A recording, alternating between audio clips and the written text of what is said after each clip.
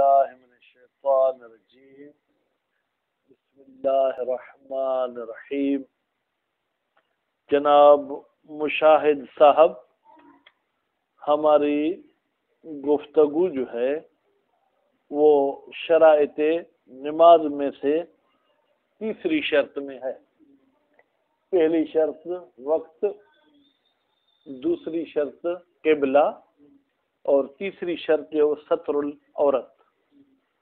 عورت سے مراد سندھی یا اردو والی عورت نہیں بلکہ شرمگاہ، یعنی نماز میں شرط ہے کہ شرمگاہ چھپی ہوئی ہو۔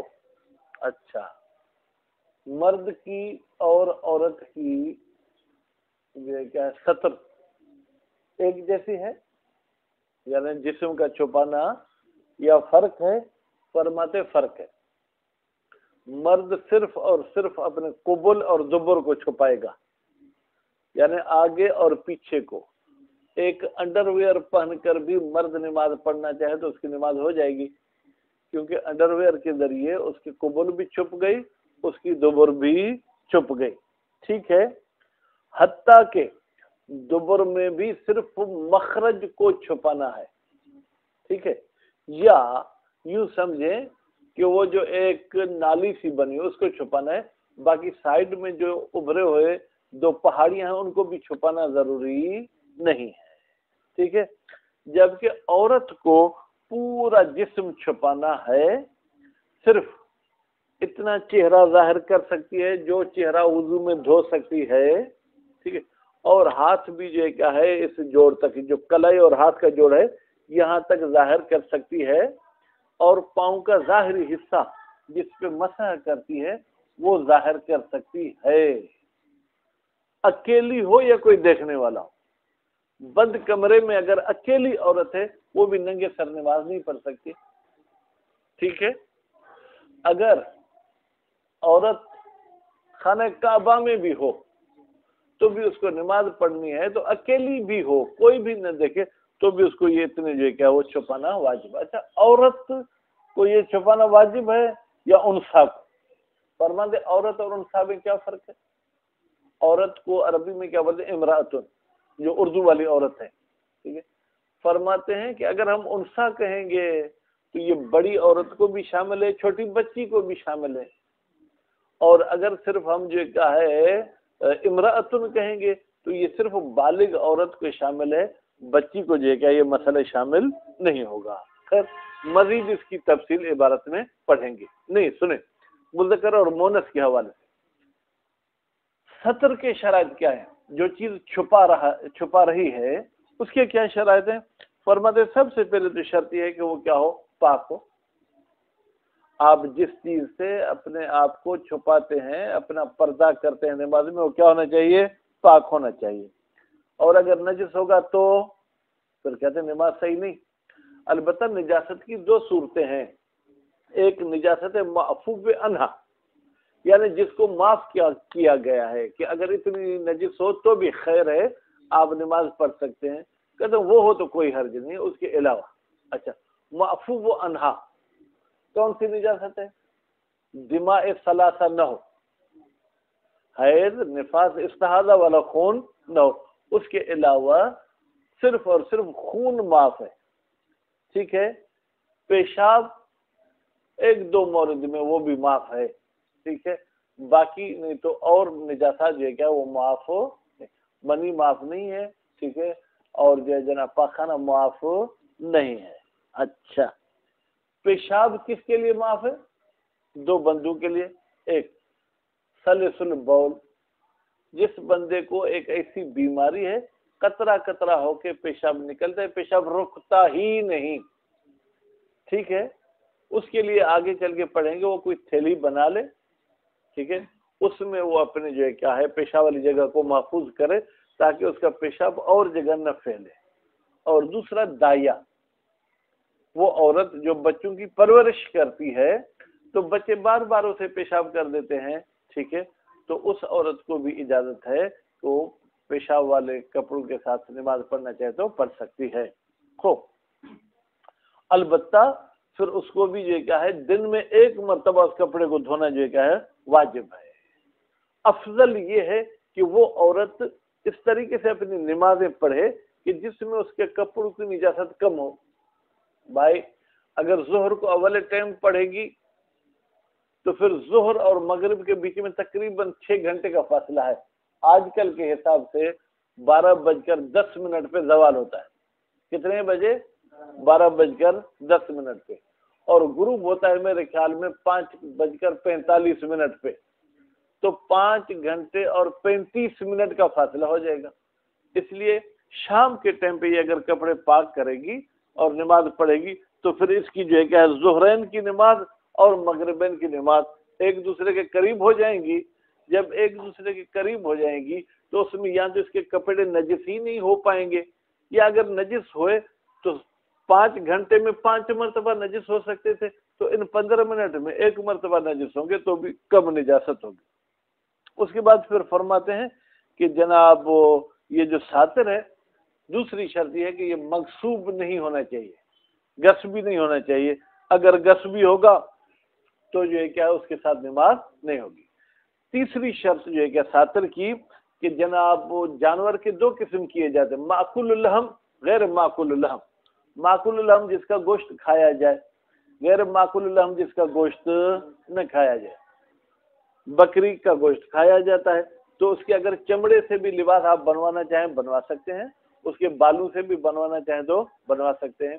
بھیڑ ہم کھاتے ہیں، ٹھیک ہے، کوئی بد نصیب ہوگا جو انہیں کھاتا ہو، اکثر ہمارے لوگ بد نصیب ہیں، ٹھیک ہے، تو بھیڑ کے بالوں کی بھی اگر لباس ہو تو بن سکتے ہیں. لیکن وہیں پر ریچھ کے جلد، شیر کی جلد، ٹھیک ہے، وہ ان کا جو ہے کیا آپ ساتر نہیں پہن سکتے ہیں.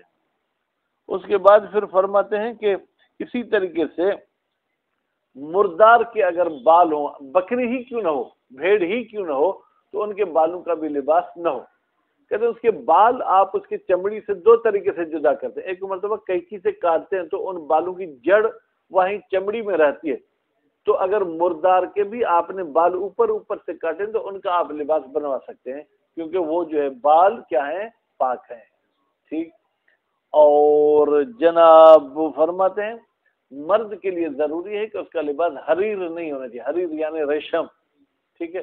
البتہ عورت کے لیے حریر کی اجازت ہے. خنثی کے بارے میں دیکھتے ہیں کہ خنثی کیا ہے. الثالث سے پہلے شرط کا لفظ آپ تقدیر میں رکھیں جناب مشاہد صاحب. الشرط الثالث، تیسری شرط جو ہے کیا ہے نماز کی، ستر العورت، وہ یہ ہے کہ شرمگاہ کو چھپانا. وہی اب یہ شرمگاہ ہے کیا چیز؟ القبل والدبر للرجل، مرد کے لیے جو ہے جناب قبل اور دبر آگے اور پیچھے چھپانا چاہیے. والمراد بالقبل، آگے سے مراد کیا ہے؟ سینہ، پیٹ، ناف، یہ مراد ہے. فرماتے ہیں القضیب والانثیان. ٹھیک ہے بھائی، ایک اعلی تناسل اور ساتھ میں جو 2 چیزیں لٹکی ہوئی ہیں وہ بے دبر، اور دبر سے مراد کیا؟ المخرج، صرف جہاں سے گندگی خارج ہوتی ہے وہ مراد ہے، باقی اور کوئی چیز مراد نہیں ہے. لل، اب یہ لفظ تھوڑا میرے ذہن سے نکل رہا ہے، لل الیان، الیان مراد نہیں ہے. الیان کیا؟ 2 گوشت کی جو ابھرے ہوئی پہاڑیاں ہیں، پھر مشہور قول مشہور کے مطابق. وجمیع البدن عد الوجہ. اچھا، یہ کس کا جمیع البدن؟ بیٹا دیکھیں عربی عبارت میں کبھی کبھی مبتدا 4 لائنیں اوپر ہوتی ہے، خبر 4 لائنیں نیچے ہوتی ہے. وجمیع البدن للمرأۃ، یہ مرأۃ تقریباً 4 لائنوں کے بعد آیا ہے. اور عورت کی شرمگاہ کیا ہے؟ عورت بے معنی اردو والی عورت، اس کی شرمگاہ کیا ہے؟ فرماتے پورا کا پورا بدن سوائے چہرے کے. کون سا چہرہ یا چہرے کی کتنی مقدار؟ وہ ہوا وجہ ما، وہ مقدار ہے یجب غسلہ، جس کا دھونا واجب ہے، من ہو، اس چہرے میں سے. بیٹا من تبعیضیہ ہے، ہو کی ضمیر وجہ کی طرف جائے گی. وضو اصالتاً، وضو میں جو آپ چہرہ دھوتے ہیں مشاہد، اس چہرے دھونے کے 2 حکم ہیں. ایک اصل وضو کی وجہ سے دھویا جاتا ہے، اور چہرے کا دوسرا حصہ ہے احتیاطاً دھویا جاتا ہے. اصلی چہرہ جو دھویا جاتا ہے انگوٹھے اور بیچ والے انگلی کے بیچ میں جو حصہ آتا ہے وہ اصالتاً دھونا واجب ہے، لیکن پھر مزید سائڈوں کی طرف ہم ہاتھ لگاتے ہیں تاکہ ہمیں یقین ہو جائے، ٹھیک ہے۔ تو جو اصل میں وضو میں واجب چہرہ، اتنا چہرہ عورت ظاہر کر سکتی ہے، والکفین، اور اپنے دونوں جو کیا ہے جناب ہتھیلیاں ظاہر کر سکتی ہے، یا دونوں ہاتھ، ظاہرہما و باطنہما، بھائی ہاتھ کا ہتھیلی والا حصہ اور یہ ظاہری حصہ، ظاہری حصہ کون سے کو کہتے ہیں؟ یہ پشت والے کو، باطن یا اندر والے کو، من الزندین، زندین کو ہم سندھی میں مریو بولتے ہیں، ٹھیک ہے، اردو میں کیا بولیں گے؟ ٹھیک ہے بھائی، یہ جوڑ جو کلائی اور ہاتھ کے بیچ میں ہے، اس جوڑ تک ظاہر کر سکتے ہیں۔ وہ ظاہر القدمین، ظاہر کو میں نے جر پڑھا، اب آپ پریشان ہوں گے کہ جر کیوں پڑھا؟ ہاں، استغفر اللہ ربی واتوب الیہ، وجہ پہ عدل وجہ و ادا ظاہر القدمین، ٹھیک ہے، دون باطنہما، پیروں کا ظاہر کر سکتی ہے۔ بھائی پیروں کا ظاہر کون سا حصہ ہے؟ مشاہد، کون سا حصہ ہے؟ ہاتھ رکھ کے بتائیں۔ ہاں، جہاں پہ مسح کر رہی ہے، تو پیروں کا جو باطن حصہ ہے اس کو ظاہر نہیں کر سکتی۔ وہ حدہما مفصل الساق، پاؤں کی حد کہاں سے شروع ہوتی ہے؟ ساق یعنی پنڈلی والا جو جوڑ ہے، ہاں یہاں تک ظاہر کر سکتی ہے۔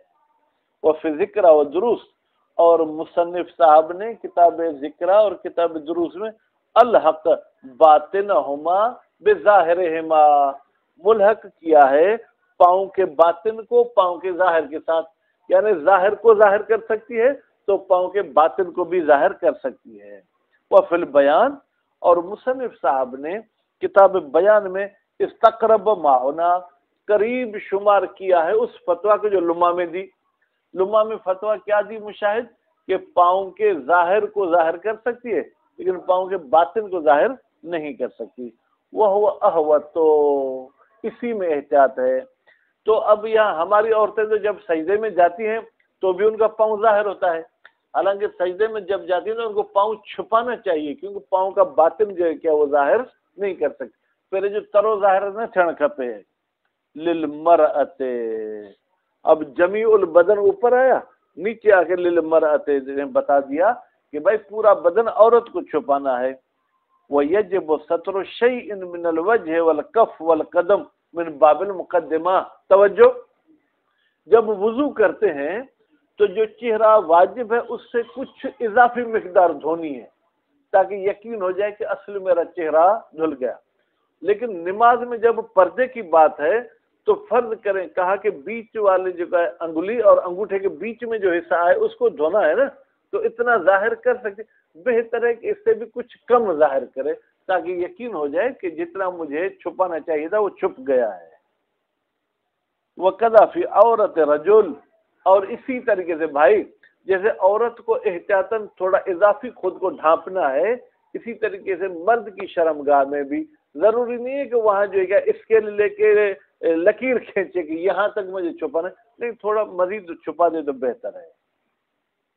وَالْمُرَادُ بِالْمَرْأَةِ الْأُنْثَى الْبَالِغَةِ، فرماتے ہیں یہاں پر مرأہ سے مراد وہ عورت جو بالغ ہو، لِأَنَّهَا، ہما نہیں ہے بھائی، انہا، اس لیے کہ یہ جو مرأہ ہے تانیث المرء، یہ مرأہ کی مونث ہے، تو مرأہ کون ہوتا ہے؟ وہ رجل، تو یہ جو ہے کہ مرد ہے، تو مرد کے مقابلے میں بھائی لڑکی نہیں ہوتی بلکہ عورت ہوتی ہے۔ وَتَدْخُلُ فِي الْمَرْأَةِ الْأَمَةُ الْبَالِغَةُ، اچھا عورت کے حکم میں داخل ہو گئی وہ کنیز جو بالغ ہوتی ہے۔ وَسَيَأْتِي، ان قریب آئے گا، کب؟ کل پڑھیں گے، آج وہ نہیں پڑھیں گے، ان قریب آئے گا، کیا آئے گا کہ جناب جواز و کشفہا رأسہا، جائز ہے کہ کنیز ننگے سر نماز پڑھنا چاہے تو پڑھ سکتی ہے۔ وَيَدْخُلُ الشَّعْرُ فِيمَا يَجِبْ سَتْرُهُ، اچھا بالوں کو چھپانا واجب ہے کیا؟ بالکل، فرماتے ہیں داخل ہوتے ہیں بال فیما، ان اجزاء میں جن کا چھپانا واجب ہے۔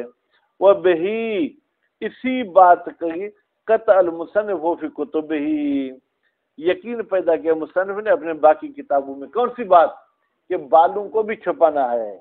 وفی الالفیت جعلہ اولا، لیکن کتاب الفیہ میں بالوں کو چھپانا واجب قرار نہیں دیا، بلکہ اولا بہتر ہے۔ بہتر کا مطلب کیا ہے؟ مخالفت کرنا چاہیں تو آپ کر سکتے ہیں۔ جعلہ کی ضمیر کہاں جائے گی؟ سترہ، سترہ کی ضمیر کہاں جائے گی؟ بال، یعنی بالوں کا چھپانا اولا ہے۔ وَيَجِبُ، جناب ساتر کی شرائط، وَيَجِبُ كَوْنُ السَّاتِرِ طَاهِرًا، آپ کا ساتر طاہر ہونا چاہیے۔ فَلَوْ كَانَ نَجِسًا لَمْ تَصِحْ الصَّلَاةُ، اگر نجس ہوگا تو نماز صحیح نہیں ہوگی، ٹھیک ہے۔ وَعُفِيَ أَمَّا مَرَّ، اور معاف کیا گیا ہے اما مر، اس حکم سے جو گزر چکا۔ کون سا؟ یہی گزرا بھائی، یہی انہوں نے کہا نا کپڑا پاک ہونا چاہیے، اس پاک ہونے والی شرط سے معاف کیا گیا ہے کس کو؟ من ثوب صاحب القروح والجروح، جن کو زخم ہوتے ہیں، پھوڑے وغیرہ ہوتے ہیں، ادا پھٹ پھرڑی زخم، ٹھیک ہے۔ بشرط ہی، البتہ اس میں وہ شرط ہونا چاہیے۔ وہ شرط کیا ہے؟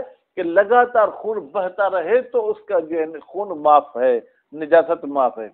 اور اسی طریقے سے معاف ہے ما نجس بدون درہم، وہ کپڑا جو نجس ہو جائے لیکن بدون کا مطلب کم، ایک درہم سے کم مقدار میں، من الدم، خون سے، یعنی پیشاب پاخانے کی نجاست معاف نہیں ہوگی۔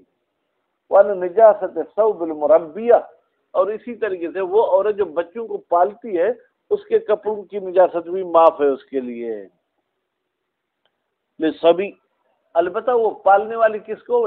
سبی، بچہ، لڑکا، لڑکی کی بات نہیں ہے، لڑکا، ٹھیک۔ آگے پھر ترقی کریں، بل لمطلق الولد، یہ شہید ثانی فرما بھائی مطلق ولد، یعنی وہ ولد لڑکے کو بھی شامل ہے تو لڑکی کو بھی شامل ہے۔ وہ مورد النص، نص میں بھی جو ولد کا لفظ آیا ہے یہ شہید اول نے سبھی کا لفظ پتہ نہیں کہاں سے جو ہے کیا ہے وہ پیدا کیا ہے۔ فکان تعمیم اولا، بھائی میرے جب روایت میں بھی عمومی بات ہے کون سی؟ ولد، تو پھر مصنف کو بھی عام بولنا چاہیے تھا، یہ عام بولنا کیا ہے؟ اولا، یہ بہتر تھا۔ کون سی بھائی مربیہ کو کپڑے نجس ہوں تو معاف کیا گیا ہے؟ ذات ثوب الواحد، جس کے بعد ایک ہی کپڑوں کا جوڑا ہو۔ فلو قدرت علی غیرہ، اگر اس مربیہ میں یہ جو ہے کیا ہے جناب وہ طاقت ہے یا پیسہ ہے کہ وہ دوسرے کپڑے بھی خرید سکے، ولو بشرن، خریدے، او استئجارن، یا کرائے پر کپڑے لے لے، او استعارت، یا ادھار کے طور پر کسی سے کپڑے لے لے، لم یعف عن ثوب نجس، تو پھر معاف نہیں کیا جائے گا نجس کپڑا۔ وَأُلْحِقَ بِالْمُرَبِّيَ الْمُرَبِّي، کہیں کہیں پر جو ہے کیا ہے جناب وہ مرد بھی بچوں کی پرورش کرتے ہیں تو ان مردوں کے اگر کپڑے نجس ہو جائے کہتے ہیں ان کو بھی معاف ہے، وہ بھی نجس کپڑوں کے ساتھ نماز پڑھ سکتے ہیں۔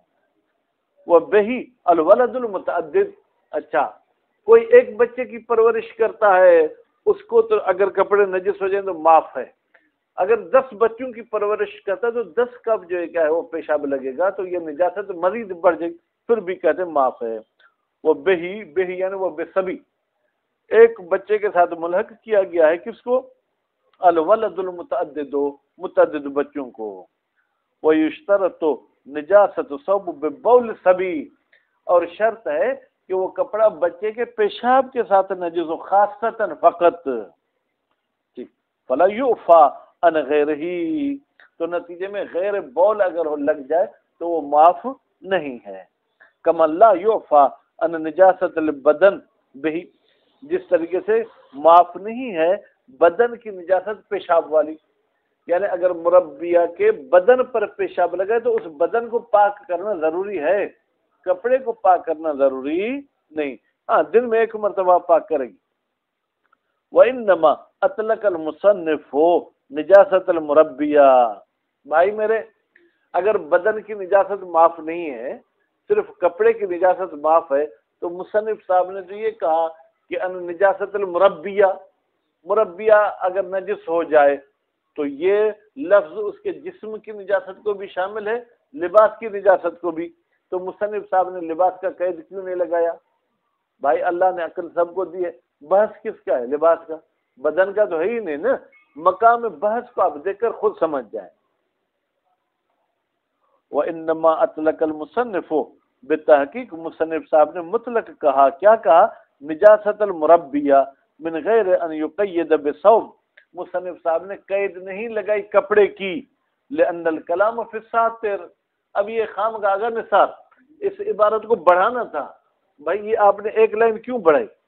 وَأَمَّا تَقْیِیدُ بِالْبَوْلِ، ہاں پیشاب کے ساتھ آپ نے قید کیوں لگایا؟ فَهُوَ مورد النص، روایت میں بھی پیشاب کی نجاست معاف کی گئی ہے، وَلَكِنَّ الْمُصَنِّفُ أَطْلَقَ النِّجَاسَةَ فِي كُتُبِهِ كُلِّهَا، لیکن مصنف صاحب نے نجاست بھی مطلق کہی ہے تمام کتابوں میں۔ یہ کیا کہا؟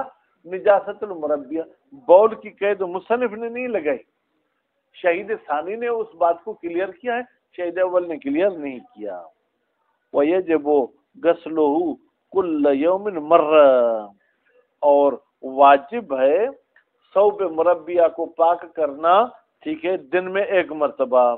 وَيَنبَغِي، اور بہتر ہے، کونہا کی ضمیر کہاں جائے گی؟ طہارت کی طرف یا مرہ کی طرف، وہ جو ایک مرتبہ دھو رہی ہے وہ آخر النہار، دن کے آخری حصے میں ہونی چاہیے۔ کیوں؟ لِتُصَلِّيَ فِيهِ، تاکہ یہ مربیہ نماز پڑھ سکے اس پاک کپڑے میں، 4 صلوات، 4 نمازیں، ظہر، عصر، مغرب، عشاء، متقاربتاً، ٹھیک ہے، وہ نمازیں قریب قریب پڑھے۔ کیوں؟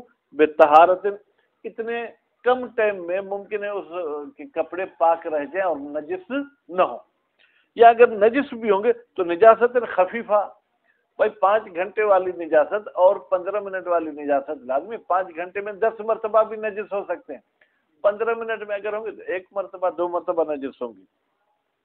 وقضا، بھائی قضا اشارہ کہاں جا رہا ہے؟ جیسے ثوب مربیہ کی نجاست معاف ہے، اسی طریقے سے معاف ہے اما یتعذر ازالتہ، اگر کوئی ایسی نجاست آپ کو چپک جائے کہ جس کا ازالہ نہیں کر سکتے، فیصلی فیہ، بس یہ شخص اسی نجاست میں نماز پڑھے گا، لضرورت، مجبوری کی وجہ سے۔ ولا یتعین علیہ الصلاۃ عاریاً، اچھا یہ بندہ کیا ننگا ہو کے نماز پڑھے؟ اگر کپڑوں میں کوئی ایسی نجاست ہے کہ وہ اتر نہیں سکتی تو فرماتے معین نہیں ہے اس نجس کپڑے والے پر الصلاۃ عاریاً کے ننگا ہو کے نماز پڑھے، عاریاً بے معنی ننگا، خلافا للمشہور، یہ بات خلاف ہے کس کے؟ مشہور کے۔ والاقرب تخیر المختار، ہاں لیکن قریب یہ ہے کہ وہ بندہ جو مختار ہے، مجبور نہیں ہے، اسے اختیار دیا گیا ہے کس پر؟ کہ وہ بھائی نماز نجس کپڑوں کے ساتھ پڑھے یا ننگا ہو کے پڑھے، مجبور نہیں ہے کپڑے پہننے پر، اتارنا چاہے تو اتار بھی سکتا ہے، نہ اسے سردی لگے گی نہ کوئی نامحرم دیکھے گا، ٹھیک ہے، اور اگر پہن کر پڑھے تو بھی پڑھ سکتا ہے۔ وَهُوَ الَّذِي لَا يَضْطَرُّ إِلَى اللُّبْسِ، وَهُوَ کی ضمیر کہاں جائے گی؟ مختار کی طرف۔ مختار کون ہے؟ جو مجبور نہیں ہے کپڑے کے پہننے کی طرف۔ کیوں؟ لبس ہونا چاہیے بھائی، لبس نہیں، لبردن وغیرہ، برد سردی بھی نہیں ہے اور سردی کے علاوہ کوئی اور بھی مجبوری نہیں ہے۔ بینہو، بھائی بینہو کی ضمیر کہاں جائے گی؟ اے بین ان یصلی فیہ صلاۃ تامۃ الافعال، کہ یہ شخص نماز پڑھے، ٹھیک ہے، فی اس نجس کپڑے میں، تامۃ الافعال، وہ نماز کون سی ہوگی؟ تامۃ الافعال، اس میں کوئی فعل کم نہیں ہوگا، رکوع بھی کرے گا، سجدہ بھی کرے گا، کھڑے ہو کے بھی نماز پڑھے گا۔ وہ بین صلاۃ عاریاً، کیا یہ ننگا ہو کے نماز پڑھے؟ بھائی اگر ننگا ہو کے نماز پڑھے گا پھر رکوع سجدہ کیسے کرے گا؟ فَيُومِئُ لِرُكُوعِ وَالسُّجُودِ، پھر یہ سجدے اور رکوع کے لیے اور یوں اشارہ کرے گا، باقی جھکے گا نہیں۔ غیر ہی من العورات، غیر ہی کی ضمیر کہاں جائے گی؟ غیر نجس کپڑے والا، جیسے نجس کپڑے کے علاوہ کوئی اور ننگے ہوتے ہیں، ڈاکو نے اس کو لوٹا، آخر میں کپڑے بھی چھین لیے، اب نماز کا ٹائم ہو گیا تو پھر کیا پڑے گا؟ قائمن، یہ کھڑے ہو کے نماز پڑھے گا، امن المطلع، جب اسے امن ہے کہ کوئی اطلاع یعنی دیکھنے والا نہیں ہے، وہ جالسن عدم الامن، لیکن اگر دیکھنے والے کے بارے میں یہ امن نہیں رکھتا بلکہ سوچتا ہے کہ ممکن ہے کوئی دیکھ لے، پھر بیٹھ کر نماز پڑھے گا۔ والافضل الصلاۃ فیہ، افضل یہ ہے کہ جناب قاری صاحب یہ نماز پڑھے فی ہے نجس کپڑوں میں، کیوں؟ مراعاتن لتمامیت، یہ رعایت کرے نماز کے تمام افعال کی، و تقدیماً، اور یہ مقدم کرے کس کو؟ لفوات الوصف علی فوات اصل سطر۔ بھائی توجہ، نماز کی وصف کیا ہے کہ کپڑے میں پڑھے، اور اس کپڑے کی وصف کیا ہے کہ وہ پاک ہو۔ اب اگر ننگا ہو کے نماز پڑھے گا تو نماز کی وصف جائے گی، اگر نجس کپڑے کے ساتھ نماز پڑھے گا تو کپڑے کی تو صفت جائے گی پاک ہونے والی، لیکن نماز کی صفت نہیں جائے گی۔ تو بھائی نماز کی صفت کو اہمیت دو اس کپڑے کی صفت پر۔ وہ تقدیماً، اور یہ مقدم کرے گا، ٹھیک ہے، کس کو؟ لفوات الوصف علی فوات اصل سطر۔ وصف سے مراد کیا ہے؟ وصف سطر، یعنی سطر کی وصف فوت ہو تو ہونے دو، وہ کیا ہے؟ پاک والی، علی فوات اصل سطر، اصل سطر کے فوت ہونے پر۔ اصل سطر کس کی وصف ہے؟ نماز کی۔ ولولا الاجماع، بھائی اگر آپ کہتے افضل یہ ہے کہ نجس کپڑوں میں نماز پڑھے، پھر آپ نے سکندر یہ فتویٰ کیوں دی اختیار ہے ننگا ہو کے پڑھے یا کپڑوں کے ساتھ پڑھے؟ کہتے ہیں مجبوری اجماع کی ہے۔ ولولا الاجماع علی جواز الصلاۃ فیہ عاریا، اگر اجماع نہ ہوتا کہ جائز ہے نماز پڑھنا نجس کپڑوں میں ننگے، ٹھیک ہے، بل شہرت میں تعین نہیں، بلکہ شہرت تو معین کرتی ہے ننگے حالت میں نماز پڑھنے کو، لکان القول بتعین صلاۃ فیہ متوجہ، اگر اجماع نہ ہوتا تو پھر قول کون سا کہ معین ہے نجس کپڑے میں نماز پڑھ، یہ بہتر تھا، یہ متوجہ تھا۔ مثلا میں یہ کہتا ہوں اگر فلاں صاحب نہیں آتے تو یہ میں بیڈ آپ کو دے دیتا، اس کا مطلب اب وہ آگے تو اب میں بیڈ آپ کو نہیں دے سکتا۔ کہتے ہیں کہ اگر اجماع نہ ہوتا پھر تو نجس کپڑے میں نماز پڑھنا کا معین ہونا بہتر تھا۔ اما المضطر الی لبسہ، لیکن وہ شخص جو مجبور ہے نجس کپڑے پہننے پر، فلا شبہۃ فی وجوب صلاۃ المضطر فی لباس نجس، کوئی شک و شبہ نہیں کہ یہ مجبور بندہ جو ہے کیا ہے نجس کپڑوں میں ہی نماز پڑھے گا۔ ہاں نماز پڑھے گا۔ آگے پڑھے نہیں پڑھے؟ پڑھ لیں تو بہتر ہے مشاہد۔ ہاں، وَيَجِبُ كَوْنُ ساتر غیر مغصوب، اور واجب ہے کہ وہ ساتر غصبی نہیں ہو، بل علم بالغصب، البتہ جب مجھے علم ہو غصب ہونے کا۔ ایک مرتبہ آپ میرے مہمان ہو کے آئے، میں نے آپ کو کہا ان کپڑوں کے ساتھ آپ نماز پڑھیں، اب آپ تو یہ سمجھیں گے نا کہ یہ مالک مکان ہے، جب وہ کپڑے دے رہا ہے تو میں ان میں نماز پڑھ سکتا ہوں، لیکن وہ کپڑے لوٹ کے لے آیا، ٹھیک۔ اور اسی طریقے سے واجب ہے کہ وہ آپ کا ساتر چمڑے کا بھی نہ ہو، صوف اور پشم کا بھی نہ ہو، شعر بالوں کا بھی نہ ہو، وبر یہ بھی بال ہیں بیٹا، صوف یہ بھی بال ہیں کس کے؟ بھیڑ کے، ٹھیک، شعر بکری کے بال یا اس ٹائپ کے جو دوسرے بال ہیں، وبر یہ اونٹ کے بال اور اس ٹائپ کے جو بال ہیں، من غیر المعقول، ہاں البتہ اس جانور کے جو غیر معقول ہو اس کے یہ نہ ہوں، الا الخز، ہاں خز کی اجازت ہے۔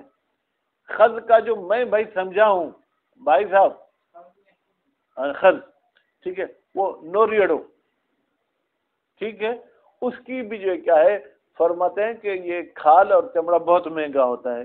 وہ دابت، یہ خز ایک جانور ہے، ذات و اربعن، البتہ نہیں چمڑا نہیں، یہ پانی کا جانور ہے، یہ جانور ہے جس کے 4 پاؤں ہوتے ہیں، تصاد من الماء، جس کا شکار کیا جاتا ہے پانی سے، زکاتوں کا زکات سمک کا، سمک بھائی زکات میں بنا ذبح، اس کا ذبح کرنے کا وہی طریقہ ہے جو مچھلی کے ذبح کرنے کا طریقہ ہے، وہ کیا ہے؟ زندہ پانی سے پکڑو، باہر وہ مر جائے تو یہ اسلامی طریقے سے ذبح ہو گئی۔ وہی کی ضمیر کہاں جائے گی؟ زکات کی طرف۔ یہ زکات معتبرۃ فی جلدہ، یہ خز کے چمڑے کے لیے جو کیا ہے معتبر ہے، اگر آپ اس کے چمڑے سے استفادہ کرنا چاہتے ہیں، لا فی وبر ہی، ادا وبر جو ترجمہ سندھی میں ڈاس، ڈاس سمجھو تھا کون تھا، یعنی جوار، اس کے بالوں کے لیے زکات معتبر نہیں ہے، اگر باہر مرا ہوا بھی آپ کو نظر آئے تو بھی آپ اس کے بال کاٹ کر استعمال کر سکتے ہیں اجمان۔ وہ سنجاب، ٹھیک ہے، تذکیت سنجاب نوریڑو، اور اس کی جو ہے کیا کھال اور بال بھی آپ استعمال کر سکتے ہیں، مع تزکیت ہی، البتہ جب اس کو اسلامی طریقے سے ذبح کیا جائے تو اسلامی طریقے سے اس کے ذبح کرنے سے وہ حلال نہیں ہوگا، لیکن اس کے چمڑی اور جو کیا ہے اس کے بال قابل استفادہ ہو جائیں گے۔ لأنہ ذو نفس، اگر کوئی شخص اعتراض کرے کہ بھائی اس کو آپ ذبح کیوں کرتے ہیں، یہ تو چھوٹا سا جانور ہے، فرماتے پھر بھی خون جہندہ تو رکھتا ہے نا، خون جہندہ کے اگر آپ چمڑے کو استعمال کرنا چاہیں، حرام گوشت بھی ہو، آپ اس کو اسلامی طریقے سے ذبح کریں گے تو اس کا چمڑا پاک ہو جائے گا۔ شیر کو اسلامی طریقے سے ذبح کریں تو اس کے چمڑے سے آپ لباس پہننا چاہیں، بنانا چاہیں تو بنا سکتے ہیں۔